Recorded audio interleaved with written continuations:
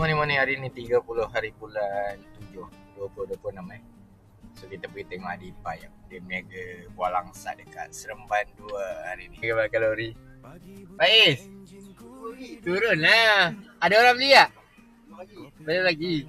Letak meja bawah lah. Tak, hantar itik. Ceras.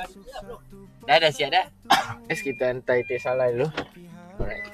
Siapa-siapa nak dapat guide salai boleh tengok TikTok Azwan Farm. Kita pergi hantar itik dekat Bandar Tasik Permaisuri dulu, dekat Ceras. Ambil gambar saya pun boleh? Okey lah. Okay. Dia ambil gambar. Okay guys, so next job ni 48 sen. Bawa benda ni, tak tahu apa nama, roller ke apa entah.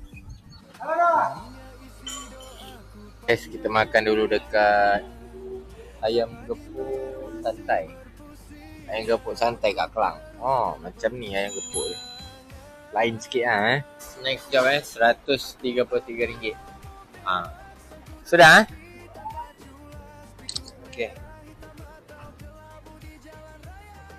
Job RM305.30. Oh. Perangan hari ni kat area Rampai. Terbalik oh.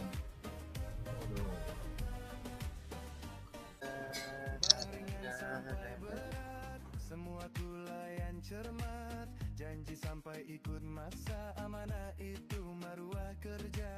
Lampu jauh terus melaju, lampu merah sabar dulu, bukan nak laju kejar nama. Oh, bebek, bebek sedap rasa luar biasa. Jom makan, jangan tunggu lama.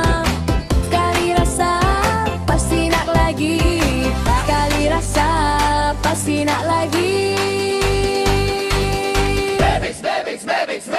Pagi buta enjinku hidup, api panas teman hidup.